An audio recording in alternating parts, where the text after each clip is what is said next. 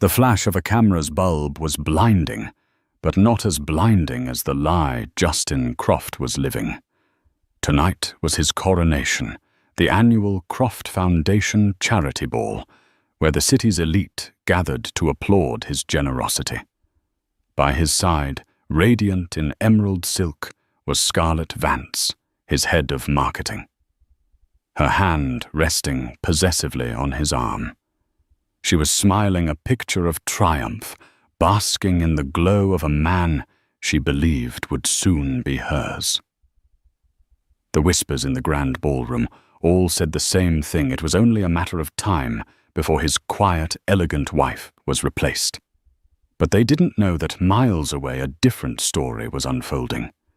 A story sealed in a manila envelope, confirmed by a lab, and carried by a woman who had decided that if her world was going to burn, she would be the one to light the match.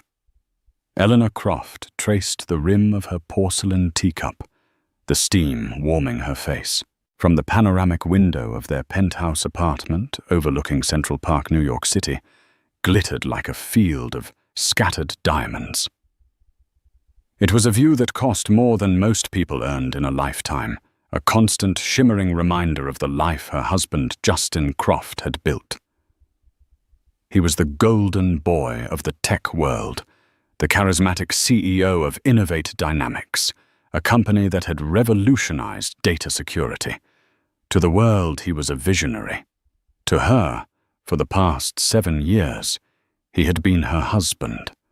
Lately, however, he felt more like a stranger who shared her bed. The signs had been small at first, easily dismissed. Late nights at the office became entire weekends. Business trips extended without explanation. The easy intimacy they once shared, the laughter that used to echo through their sprawling home, had been replaced by a polite, sterile silence. When she tried to talk to him, his eyes would be fixed on his phone, his fingers typing furiously. "It's just this new merger, Ellie," he'd say, the pet name feeling like a relic from another era. "Things are crazy right now. It'll calm down soon." But it never did. The distance grew into a chasm. Her hand drifted down to rest on the gentle curve of her stomach. 5 months. 5 months, carrying their child, a secret she had held close, waiting for the perfect moment to tell him. She had imagined a quiet dinner, just the two of them, the city lights twinkling below as she placed his hand on her belly and watched his face break into a genuine, unguarded smile. But the perfect moment never came. The space between them was too crowded with unspoken things. Her suspicion began to curdle into a sick certainty a month ago. Justin had been on a business trip to San Francisco. She'd been sorting through his credit card statements for their accountant when she saw a charge that made her breath catch. The St. Regis, New York, a 2-night stay. During the exact dates he was supposedly on the West Coast. She had confronted him, her heart hammering against her ribs. He'd laughed it off, a smooth, practiced sound. "Oh, that. I booked it for a client, a thank you gift. Must have used the wrong card. I'll get it sorted, sweetheart. Don't you worry your pretty head about it." He'd kissed her forehead, his lips cool and dismissive, and she had let it go. Or rather, she had pretended to. The name Scarlett Vance was a whisper at first, a ghost in the periphery. Eleanor had seen her at company events, of course. She was Justin's star executive, the fiercely ambitious head of marketing he'd personally scouted from a rival firm. She was everything Eleanor wasn't: sharp, loud, dressed in bold colors that demanded attention. She moved with the predatory grace of a woman who knew exactly what she wanted and wasn't afraid to take it. Eleanor had watched the way Justin looked at her, a spark of something more than professional appreciation in his eyes. She had told herself she was being paranoid, insecure. The final brutal piece of evidence came not from a PI, but from a simple, careless mistake. Justin's laptop was connected to their family's cloud account. One evening, while searching for a photo of their trip to Italy, a different folder synced automatically. SV. Private. Her fingers trembled as she clicked it open. It was all there. Dozens of photos. Scarlett and Justin on a boat, the sun kissing their skin.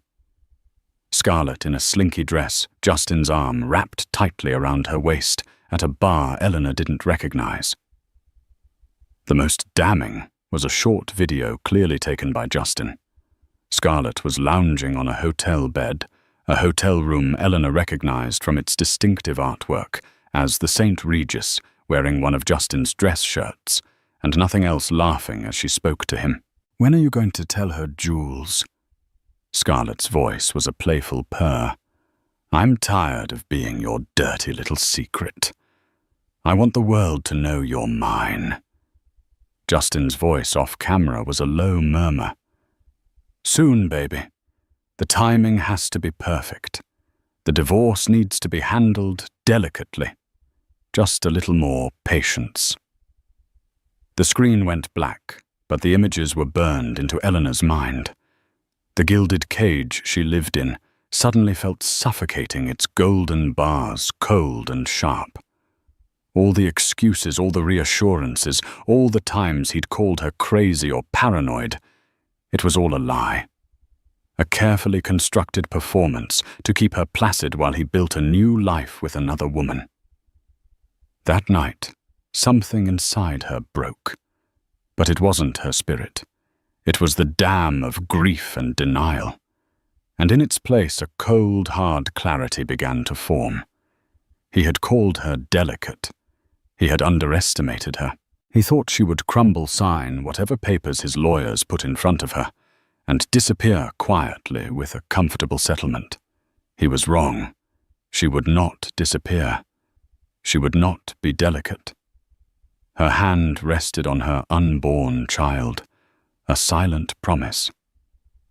This is for us. She wasn't just fighting for herself anymore. She was fighting for the child he had created, and then so carelessly betrayed. The next morning she made 2 phone calls. The first was to the most ruthless divorce attorney in New York City. The second was to a private genetics lab, inquiring about something she'd only read about, a non-invasive prenatal paternity test. It could be done with a simple blood draw from the mother and a cheek swab from the potential father. Getting Justin's DNA would be the easy part. His toothbrush was in their bathroom. The rest would be war. The offices of Sterling Black & Associates were located in a sleek, anonymous glass tower in Midtown, a place where fortunes were dismantled and futures were rewritten with the stroke of a pen. Eleanor sat opposite Delilah Sterling, a woman whose reputation preceded her. Delilah was in her late 50s, with sharp, intelligent eyes and a no-nonsense demeanor that could make billionaires tremble. Eleanor laid out her story with unnerving calm, her voice never wavering. She presented the credit card statements, the synced photo folder on a flash drive, and the timeline of Justin's lies. Delilah listened, her steepled fingers resting on her chin, her expression unreadable. "Most women in your position come in here with tears," Delilah noted when Eleanor had finished. "You haven't shed one." "My tears won't get me what I want," Eleanor replied, her voice as cool as the marble table between them. "And what is that, Mrs. Croft? I want to be free of him, but I will not be erased. I helped him build that company. My inheritance was his seed money. My social connections opened the doors his new money couldn't. I will not be paid off and discarded like a failed prototype." Her gaze was direct. "And most importantly, he will acknowledge his child. Publicly. Irrefutably." Delilah nodded slowly, a faint glimmer of respect in her eyes. "Irrefutable proof is the bedrock of any good strategy. What do you have in mind?" "I've scheduled a NIP test," Eleanor said. "I have a sample of his DNA. The lab will have the results in 7 to 10 business days." This time, Delilah allowed a small, sharp smile. "Excellent. While we wait for that, my team will start a forensic audit of your shared finances. Justin Croft presents himself as a self-made man. Let's see how much of his making was actually yours, and we'll hire a discreet investigator to document his relationship with Ms. Vance. We need a clear, unbroken pattern of behavior." The investigator they hired was a man named Michael Donovan, a former NYPD detective with a knack for blending into the background. His reports arrived daily in a coded email painting a sordid picture of Justin's double life. Donovan chronicled lunches at out-of-the-way bistros, late-night entries into a luxury condo in Soho, registered to a shell corporation, and weekend trips to the Hamptons. The condo was the key. Justin had told Eleanor he kept it as a quiet place to work away from the distractions of the office.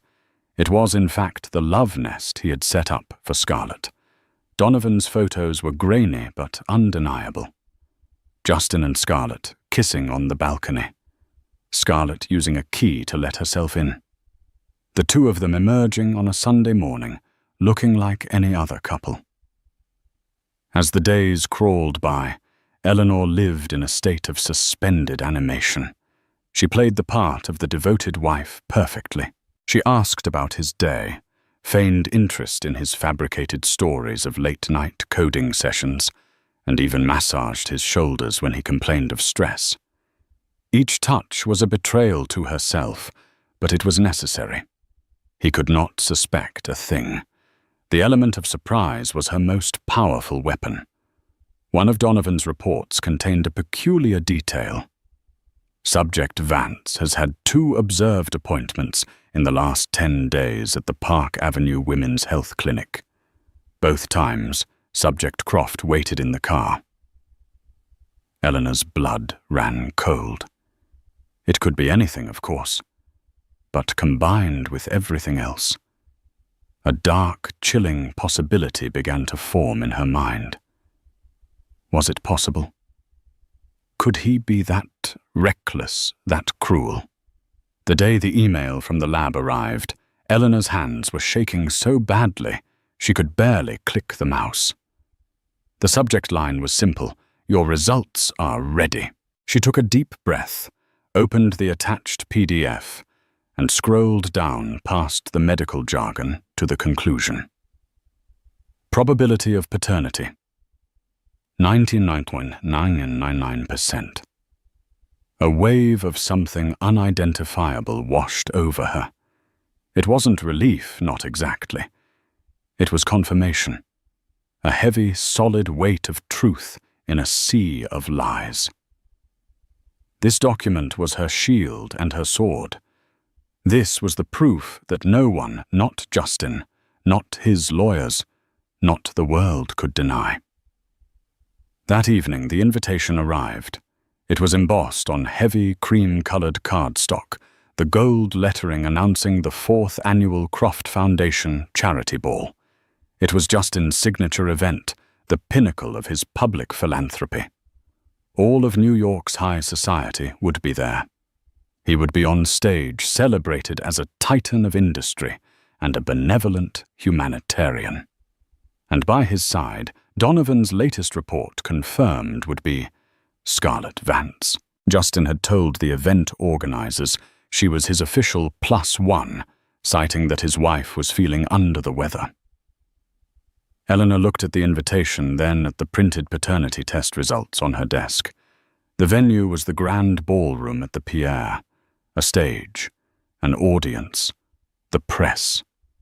The timing, as Justin had told Scarlett in that video, had to be perfect, and it would be.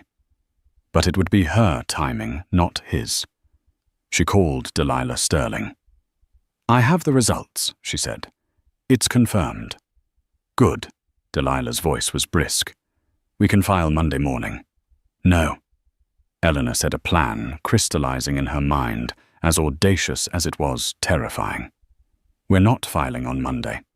I know when and where I'm going to confront him, and I'm going to do it in a way that he can never recover from." She told Delilah the plan.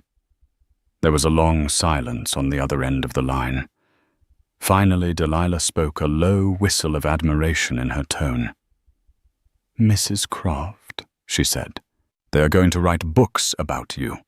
The grand ballroom at the Pierre was a cathedral of opulence. Soaring ceilings dripped with crystal chandeliers, casting a warm, golden light over the city's most powerful and influential figures. The air hummed with the clinking of champagne flutes, polite laughter, and the subtle, relentless networking of the elite. At the center of this glittering universe stood Justin Croft. He was in his element, dressed in a custom Tom Ford tuxedo that fit him like a second skin. He moved through the crowd with an easy, practiced charm, shaking hands with senators, laughing with bank presidents, and clapping tech rivals on the back. He was the sun, and everyone in this room was a planet orbiting him, drawn in by his gravity and his wealth. And tonight his brightest, closest satellite was Scarlett Vance. She was a vision in an emerald green floor-length gown that clung to her every curve. Her auburn hair was swept up in an elegant chignon, and diamonds glittered at her ears and throat. She stood beside Justin, her hand tucked into the crook of his arm, her smile a mixture of pride and possessiveness. She met the curious and envious glances of the other guests with a serene confidence. Her moment had arrived. For weeks, Justin had been preparing her for this. "It's our coming-out party, Scar," he'd whispered to her in their Soho condo. "We have to be a team. Show them we're a unit, a power couple. Once the divorce from Eleanor is announced next week, no one will even be surprised." He had fed her a carefully curated story of a marriage that was already dead, a union of convenience with a woman who was emotionally distant and uninterested in his world. "She's old money, Scarlett," he'd explained. "She never really understood my ambition. We're just roommates. The divorce will be amicable, a simple parting of ways." Scarlett believed him. She had to. She had staked her entire career, her entire future on this belief.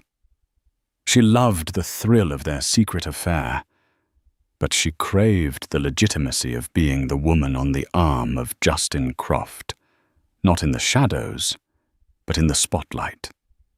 Tonight, that spotlight felt warm and wonderful. "You're staring," Justin murmured, his lips brushing her ear, sending a shiver down her spine. "I'm just so proud of you," she breathed, looking up at him. "Everything you've built, the foundation, the company, us." "This is just the beginning," he promised, giving her hand a squeeze. His eyes scanned the room, a king surveying his court. Everything was going according to plan. The foundation was set to announce a record-breaking donation to the Children's Hospital. The press was here in force.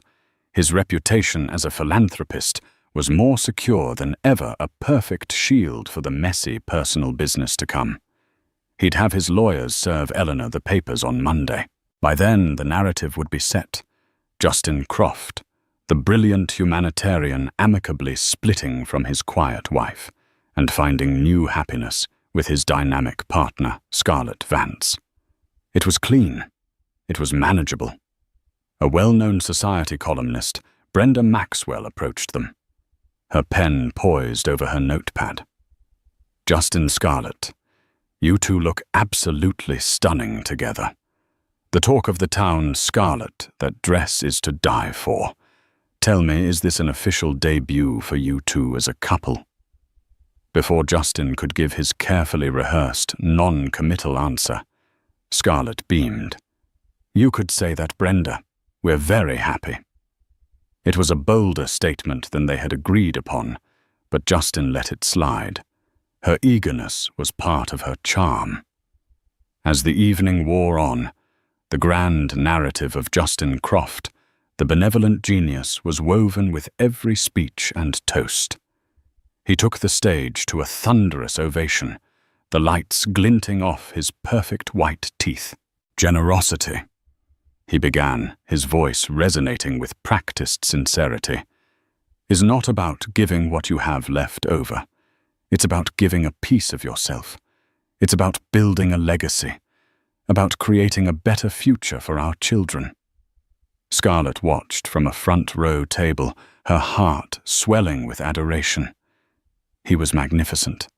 This was the man she was going to spend her life with, the father of the child she was now secretly, thrillingly carrying.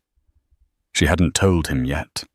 It was her trump card, the final piece that would cement her place in his life forever. She imagined telling him tonight after the gala, the two of them wrapped in each other's arms, celebrating their public triumph. Miles away in her silent apartment, Eleanor Croft was also preparing.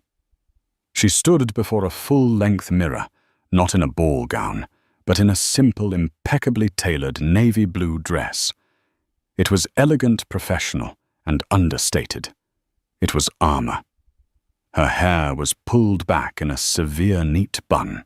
Her makeup was minimal. She did not look like a woman scorned about to cause a scene. She looked like a CEO about to chair a hostile board meeting. On her passenger seat lay a crisp brown leather briefcase. Inside were three things: a copy of the paternity test results, a letter from Delilah Sterling's law firm, formally notifying Justin of the impending divorce proceedings on the grounds of adultery, and a second, much thicker manila envelope. This one contained the preliminary findings from Delilah's forensic accountant. It was Eleanor's own trump card, and it was far more devastating than she could have ever imagined. She checked her watch. Justin's keynote speech would be ending soon. The live auction would begin the moment of peak attention and press focus. It was time. She picked up the briefcase, her hand steady her heart, a cold, hard stone in her chest. The doorman hailed a cab for her. "The Pierre Hotel, please," she said to the driver, her voice a calm, level whisper against the backdrop of the humming city. The energy in the ballroom was at its peak. Justin had just concluded his speech with a pledge of $5 million from his personal fortune, and the room erupted in a standing ovation. He stepped down from the stage, his face flushed with triumph, and walked directly to Scarlett, pulling her into a brief, possessive kiss that was captured by a dozen flashing cameras. It was a calculated act, a public branding. "She is with me." The auctioneer, a fast-talking man with a silver gavel, took the stage to commence the charity auction. The first item was a week-long stay at a private villa in Tuscany. The bidding was spirited, the paddles flying up. Justin, feeling magnanimous, entered the fray, his easy smile never leaving his face. It was in this moment of peak celebration that Eleanor Croft arrived. She didn't storm in. She didn't weep or shout. She entered through the main doors with the quiet, purposeful grace of someone who belonged there. The security guard at the entrance, a man who had seen her on Justin's arm at this same event for the past 3 years, simply nodded and stepped aside. A few heads turned as she walked in. Murmurs rippled through the outer tables. "Isn't that Eleanor Croft? I thought she was ill. What is she wearing? It's not a gown." She ignored them, her eyes fixed on one point across the vast room. Table 1, where her husband was sitting with his arm draped casually over the back of Scarlett Vance's chair. Justin was in the middle of a bidding war with a rival CEO, laughing as he raised his paddle. 100,000, he boomed to appreciative applause. Scarlett saw her first. Her smile faltered, a flicker of confusion in her eyes. She nudged Justin, her voice a low hiss. "Jules, look!" Justin turned, his own smile freezing on his face. It was as if the temperature in the room had dropped 20 degrees. He saw Eleanor, not as the mousy, compliant wife he had left at home, but as a stranger. Her composure was absolute, her expression unreadable. She wasn't looking at him with hurt or anger, but with a chillingly detached focus, like a scientist observing a specimen. He slowly lowered his bidding paddle. The auctioneer, sensing the sudden shift in the room's atmosphere, stumbled over his words. "Do I hear 105? 100 and... The whispers grew louder, spreading like wildfire from table to table. The clinking of glasses and cutlery ceased. A heavy, expectant silence began to fall over the grand ballroom. Eleanor continued her slow, deliberate walk, her heels clicking softly on the polished marble floor. It was the only sound in the cavernous space. She stopped when she reached their table. She didn't look at the other guests seated there, the senator, the bank president, their stunned wives. She looked first at Justin, then let her gaze drift to Scarlett. "Justin," she said, her voice perfectly level, carrying easily in the silent room. "Scarlett, you both look so happy." Scarlett, recovering her composure, gave a tight, condescending smile. She thought she understood. This was the pathetic, scorned wife come to make a scene. "Eleanor," she said, her tone dripping with false pity, "I don't think this is the time or the place."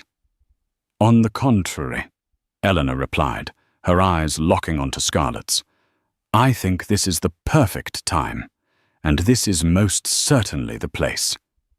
Justin finally found his voice. He stood up, attempting to take control, to manage the situation. He tried for a tone of gentle concern, the one he always used when he was gaslighting her. "Ellie, sweetheart, you should be at home resting. You're not well. Let's go outside and talk." He reached for her arm. Eleanor took a single step back, just out of his reach. The small movement was a definitive rejection, a severing. "Don't call me that," she said, her voice dropping an octave, losing its conversational tone and gaining a razor's edge. "And I am not going anywhere with you. I'm here to deliver something." She placed her leather briefcase on the table with a soft final thud. The sound seemed to echo in the silent hall. Every eye was on her, on the briefcase, on the unfolding drama that was infinitely more compelling than any auction. The press photographers, sensing blood in the water, began to edge forward, their lenses trained on the trio at table 1. Eleanor's fingers went to the latches on the briefcase. "Justin, you've always been a man who values clarity and data. You built your empire on it. You believe in irrefutable proof." She snapped open the first latch. The click was as loud as a gunshot. "So I thought it was only fair that I bring you some." She snapped open the second. With both latches open, Eleanor lifted the lid of the briefcase. She didn't rush. Her movements were economical and precise. She reached inside and pulled out the first item, a single crisp sheet of paper protected in a plastic sleeve. It was the letter from Delilah Sterling's law firm. She slid it across the white linen tablecloth until it stopped directly in front of Justin's plate. "This is for you, Justin. It's a notice of my intent to file for divorce on the grounds of adultery. I believe the legal term is marital misconduct. My attorney, Delilah Sterling, will be in touch with your legal team on Monday morning to discuss the dissolution of our assets. All of them." Justin stared at the letterhead, the name Sterling Black and Associates seeming to leap off the page. He knew the name. Everyone knew the name. It was a name that meant scorched earth litigation. His mask of concern evaporated, replaced by a flash of pure fury. "You can't be serious, Eleanor. You're going to try and humiliate me. Here, humiliation. Eleanor's laugh was short and devoid of humor. You have no idea what that word means. Not yet. Her hand went back into the briefcase. This time she withdrew the paternity test results. She held the document up for a moment, letting the letterhead of the American Genetics Laboratory be seen by anyone watching. You see, Justin, she continued, her voice a clinical, steady drone that cut through the tension. When I discovered I was pregnant with our child, I was overjoyed. But then I discovered a few other things as well. And I started to have doubts. Not about my fidelity, of course, but about yours. And more importantly, about the kind of man who would be father to my child. A collective gasp went through the room. Pregnant. The word hung in the air, charged and explosive. Scarlett's face went pale. She looked from Eleanor's barely there bump to Justin's thunderous expression, her mind reeling. Eleanor placed the lab report on the table beside the lawyer's letter. This, she announced, her voice rising so everyone in the room could hear, is a non-invasive prenatal paternity test. My blood, your DNA from a sample I procured from your toothbrush. The results confirmed 3 days ago show a 99.999% probability that you, Justin Croft, are the father of my unborn child. She finally turned her full attention to Scarlett, whose smugness had dissolved into a mask of stunned disbelief. So I want to congratulate you, Scarlett. You've been sleeping with a married man, but not just any married man. You've been sleeping with a married man who is about to become a father, with his wife. The room erupted into a cacophony of shocked whispers and frantic murmuring. Photographers pushed forward their flashes, firing in a blinding volley. This was no longer a society scandal. It was a bombshell. Scarlett felt the world tilt on its axis. Pregnant. Eleanor was pregnant. All of Justin's promises, his claims of a dead marriage. How could that be true if they were sleeping together? If she was carrying his baby? The foundation of her entire fantasy crumbled in that instant. He had lied. He had lied about everything. But desperation and fury are powerful forces. Scarlett stood up her chair, scraping harshly against the floor. Her voice trembled, but she forced it into a shout. You think that means anything? You think that will keep him? She placed a hand on her own stomach, a gesture of pure, wild defiance. It doesn't matter, because so am I. The second bombshell detonated in the room, even more powerful than the first. The noise died instantly, replaced by a vacuum of absolute shock. Even Eleanor, for all her planning, was momentarily stunned. She had suspected, but to hear it confirmed here now, it was a new level of depravity. Justin Croft stood frozen between the two women, a deer caught in the headlights of an oncoming train wreck he had engineered. His pregnant wife on one side, his pregnant mistress on the other. His public coronation had become his public execution.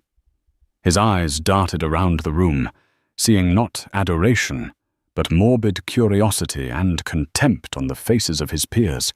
His kingdom was burning down around him, and he was standing in the ashes.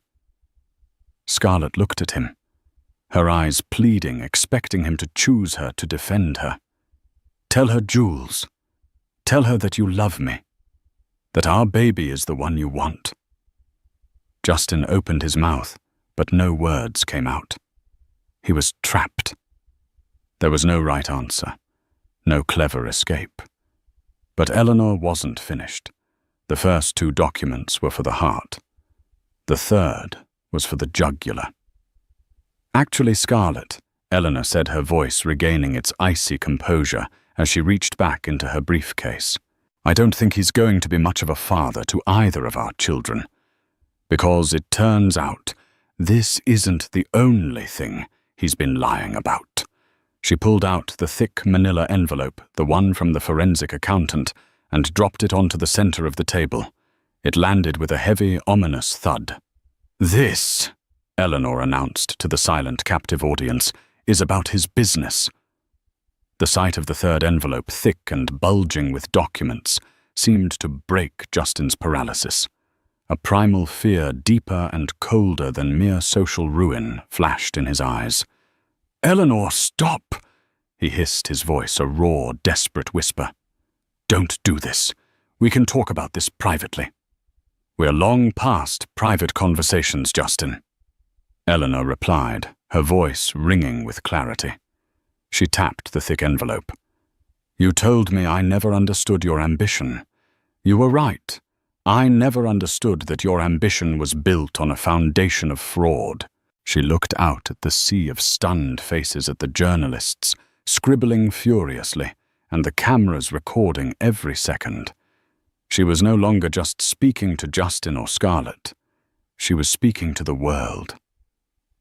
"My husband, the celebrated visionary Justin Croft, didn't build Innovate Dynamics alone.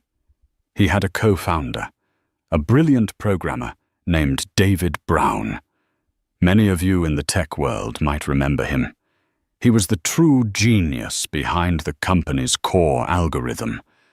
But David was pushed out 3 years ago, forced to sell his shares for pennies on the dollar after Justin manufactured a performance review crisis."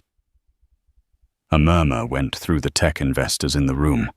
They remembered David Brown, the quiet, brilliant coder who had simply vanished from the scene. "But David didn't just disappear," Eleanor continued. "He was silenced. What this envelope contains is evidence compiled by my accountants over the last few weeks of systematic wire fraud and securities fraud. Justin has been siphoning money from Innovate Dynamics through a series of offshore shell corporations, the same kind of corporation he used to buy the condo he shares with Ms. Vance." She turned her gaze back to Scarlett, whose face was now a canvas of horror and confusion. "And you, Scarlett, you weren't just the other woman. You were a pawn. Justin promoted you to head of marketing for a reason. You had access to sensitive investor relations data. This evidence shows multiple transfers from one of Justin's shell accounts into an account in your name, timed perfectly with major stock fluctuations. He didn't just make you his mistress. He made you his accomplice." Scarlett swayed on her feet, grabbing the table for support. "No, that's not true. The money. He said it was a bonus. For my performance. Was your performance passing confidential acquisition targets to him 10 minutes before he made a private trade?" Eleanor countered, her voice merciless. "Because that's what the transaction logs show." Scarlett's world was imploding. The love affair, the promise of a future, it was all a lie, a cover for something far uglier. She wasn't his partner. She was his tool, a disposable asset, with a convenient paper trail leading right to her door. Justin lunged for the envelope, a snarl twisting his handsome features into something ugly. "You're lying. This is insane. She's hysterical." But Eleanor was prepared. Before Justin's fingers could touch the documents, 2 large men in dark suits stepped forward from the side of the room.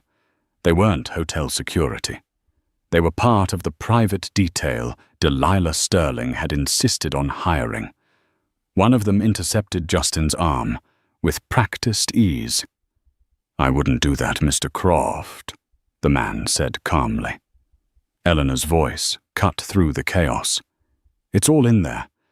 The account numbers in the Cayman Islands, the falsified invoices, the IP logs from the trades, and copies have already been sent to 2 places. He can't charm his way out of the Securities and Exchange Commission and the U.S. Attorney's Office for the Southern District of New York." That was the final blow. Not just a marital dispute, not just a messy affair, but federal crimes, the kind that came with frozen assets, public indictments, and prison sentences. The name Justin Croft had built into a monument of success had just been reduced to rubble. The ballroom was in chaos. People were on their feet, shouting, recording on their phones.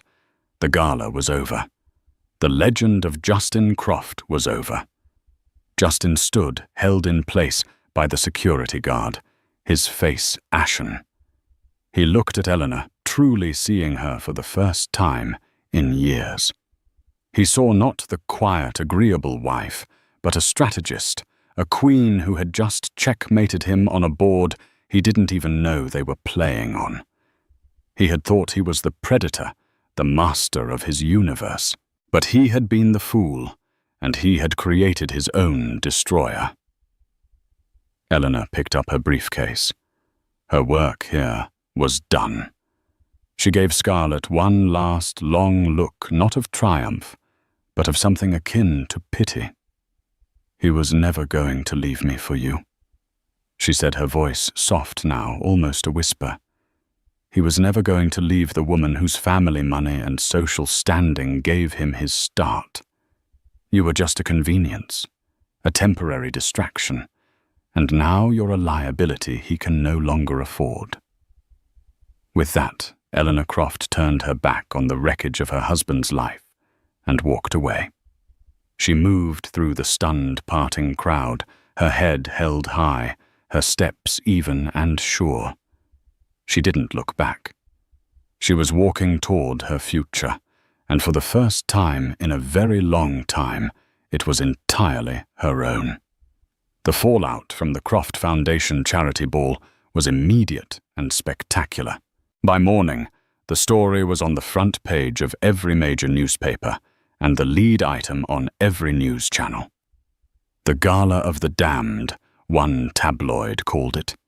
The footage shot on guests' phones went viral, a real-life soap opera of lust, greed, and betrayal played out in high definition. Justin Croft was arrested 2 days later. The SEC and the FBI, armed with the meticulously organized evidence provided by Eleanor's team, moved swiftly. His assets were frozen, his passport confiscated. The charming tech mogul was photographed in handcuffs, his face pale and haggard, a stark contrast to the confident philanthropist he had been just 48 hours earlier. Innovate Dynamics' stock plummeted, and the board of directors convened an emergency meeting, swiftly voting to remove him as CEO. Scarlett Vance found herself in her own personal hell. Subpoenaed by federal investigators, she was caught between a rock and a hard place. The money in her account was undeniable, and Justin, in a desperate attempt to save himself, immediately pointed the finger at her, claiming she was the mastermind behind the insider trading scheme. Facing serious charges and the reality that she had been utterly played, Scarlett did the only thing she could. She hired a lawyer and agreed to cooperate fully with the prosecution in exchange for a plea deal. Her career was over, her reputation destroyed, and she now faced the prospect of raising a child alone forever, linked to the biggest scandal of the decade. Eleanor, however, was insulated from the chaos she had unleashed. Under the shrewd guidance of Delilah Sterling, she navigated the storm with precision. Her prenuptial agreement, combined with the clear evidence of Justin's financial fraud and marital infidelity, gave her immense leverage. More than that, her initial seed money and her family's early investments in Innovate Dynamics made her a significant shareholder. With Justin removed and the company in crisis, the board was in disarray. They needed stability, a clean break from the past, and a leader who wouldn't spook the already terrified investors. To the surprise of the entire financial world, Eleanor, backed by a consortium of early investors her father had known for years, made a bid for control. She wasn't the quiet background wife anymore.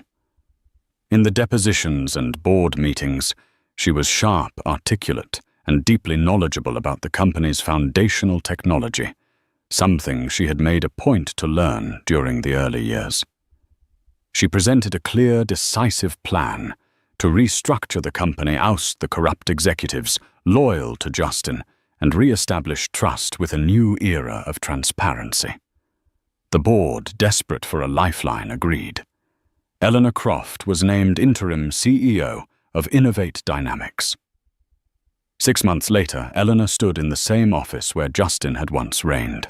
The view of Central Park was the same, but the woman looking out was entirely different. She was no longer the wife of a powerful man. She was the powerful man, or rather, the powerful woman. The company under her leadership had stabilized. She had brought back David Brown, Justin's brilliant and wronged co-founder, appointing him Chief Technology Officer, and publicly restoring his legacy. Together, they were rebuilding not on lies and ego, but on genuine innovation and integrity. Her hand rested on her now prominently rounded stomach. She felt the baby kick a strong, reassuring flutter. This child would be born into a very different world than the one she had imagined. It would not be a gilded cage, but a world built on its mother's strength and resilience. There was no bitterness in her heart, only a quiet, fierce determination. She had been betrayed, but she had refused to be a victim. She had taken the shattered pieces of her life and forged them into a crown. A new email pinged on her computer. It was from the U.S. Attorney's Office. Justin Croft, facing overwhelming evidence against him, had accepted a plea bargain, 15 years in a federal prison. Eleanor read the email, took a deep breath, and then closed the laptop. She didn't feel triumph or joy, only a sense of finality. That chapter was over. She turned away from the window and walked back to her desk, a stack of engineering blueprints awaiting her review. She had a company to run, a future to build, and a child to raise. And for the first time, she was doing it all on her own terms. The mistress was gone, the millionaire was in chains, and the wife was just getting started. The 6 months that followed the gala were a blur of depositions, board meetings, and product line overhauls. Eleanor worked with a relentless surgical focus, excising the rot of Justin's regime from Innovate Dynamics. She was respected and in some corners feared. She moved through the world as a titan, a woman forged in the fires of betrayal. But every evening when she returned to the silent, cavernous penthouse, the echoes of her old life remained. She would catch her reflection in the dark panoramic windows, her pregnant form silhouetted against the glittering city, and feel a profound and unsettling solitude. The victory had been absolute, but the cost was a life devoid of the softness she had once known. Her son was born on a crisp autumn morning, a healthy 7-pound boy, with a startling shock of dark hair, just like Justin's. She named him Ethan. Holding him for the first time, Eleanor felt a fierce, primal wave of love that was so powerful it almost brought her to her knees. It was a love untainted by the past, a pure, clean slate. In Ethan's tiny, perfect face, she saw not the man who had betrayed her, but the future she had fought for. He was her true legacy. It was 2 weeks after Ethan's birth that Delilah Sterling called. Her tone was unusually hesitant. "Eleanor, I've received a rather delicate inquiry." "From whom?" Eleanor asked, rocking Ethan's bassinet with her foot as she reviewed a quarterly report. "From Scarlett Vance's attorney," Delilah said. "Ms. Vance gave birth to a boy last week. A paternity test confirmed Justin is the father. He's been named Leo." Eleanor stopped rocking. A cold stillness settled over her. She knew logically that this was inevitable, but the reality of it, of another child, a half-brother to her son born of the same deceit, was a punch to the gut. "What does she want, Delilah? She's not asking for money, not directly." Delilah clarified. Her plea deal requires she forfeit all assets tied to the fraud. She's penniless and unemployable. Her attorney is floating a balloon, seeing if a private arrangement can be made for the child's welfare to keep him from becoming a ward of the state or a casualty of the public record. Eleanor's first instinct was a flare of hot, white anger. Let her suffer. Let her deal with the consequences of her choices. It was Scarlett's smug smile at the gala, her possessive hand on Justin's arm, that flashed in Eleanor's mind. Tell her to go through the courts like anyone else. Eleanor said, her voice hard. Justin's remaining assets are tied up in restitution and lawsuits. She can get in line. I can do that, Delilah said quietly. But Eleanor, the child, Leo Vance, he is Ethan's brother. This will follow them their entire lives. The press will have a field day when they discover Justin Croft has 2 sons born weeks apart, one raised in a penthouse, the other in poverty. The narrative, it's not a good one for the new public face of Innovate Dynamics. Delilah was right. It wasn't just a personal issue. It was a matter of public relations of legacy. More than that, it was a question that pricked at the edges of her conscience. What was her victory, for if it created another victim? Could she look her son in the eye in 20 years and tell him she had allowed his brother to grow up with nothing, all because of a war that was already won? I want to see her. Eleanor said the words surprising even herself. I would strongly advise against it, Delilah countered. Alone. No lawyers, Eleanor insisted. Set it up, a neutral location, tomorrow. The meeting took place in a private room at a quiet, discreet hotel in the West Village. Eleanor arrived first, ordering a pot of tea. When Scarlett walked in, Eleanor was shocked at her appearance. The vibrant, predatory woman from the gala was gone. In her place was a pale, exhausted-looking new mother, dressed in ill-fitting clothes, dark circles under her eyes. She clutched a worn handbag to her chest like a shield. She looked broken. For a long moment, they just stared at each other across the table. Thank you for meeting me, Scarlett finally whispered, her voice hoarse. I'm not here for you, Scarlett, Eleanor said, her tone cool and measured. I'm here because our sons share a father. Scarlett flinched at the bluntness but nodded. I know, I never wanted any of this. Not like this. He told me you were getting divorced. He told me the baby, your baby, wasn't his. Eleanor felt a fresh stab of disgust at Justin's bottomless capacity for cruelty. He would have denied his own son just to keep his mistress content. What he told you is irrelevant now, Eleanor said. Tell me what you want. Tears welled in Scarlett's eyes, and this time they weren't theatrical. They were the raw, helpless tears of a person at the end of their rope. I have nothing, Eleanor. My parents won't speak to me. No one will hire me. I'm living in a tiny apartment in Queens and I'm about to be evicted. I look at my son, I look at Leo, and he's perfect. He's an innocent baby, and he has nothing because of me. Because I was stupid enough to believe a man like Justin Croft. She took a shaky breath. I'm not asking for a handout. I will work. I'll do anything. But he deserves a chance at a decent life. Please, don't let him pay for my sins. Eleanor listened, her expression unreadable. She thought of Ethan, safe in his crib at home, surrounded by every comfort and advantage. And she thought of Leo, this other little boy, born into a storm of scandal and ruin. It wasn't fair. None of it was fair.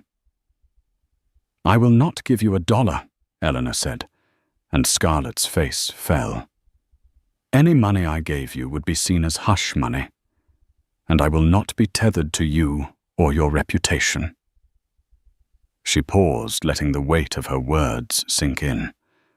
"However," she continued, "the child is another matter. My lawyers will set up an irrevocable trust. It will be administered by a third-party trustee. It will provide for Leo's housing, healthcare, and education through college. The funds will be paid directly to the schools and providers.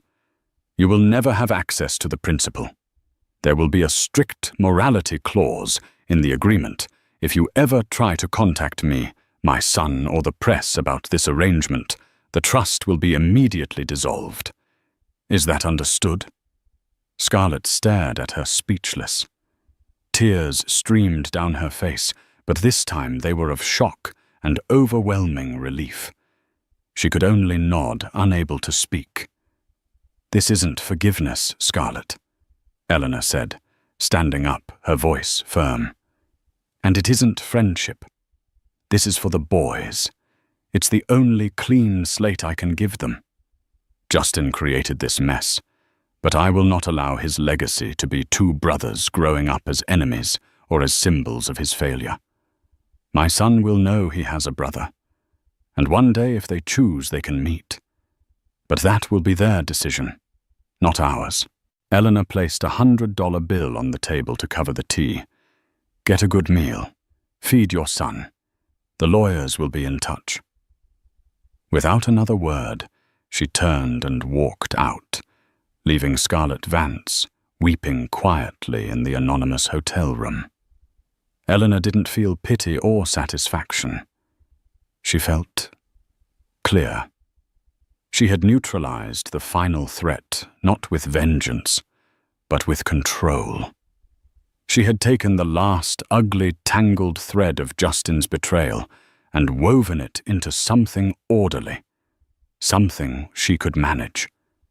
She was the architect of this new world, and in it, both of Justin Croft's sons would have a future protected from the sins of their father.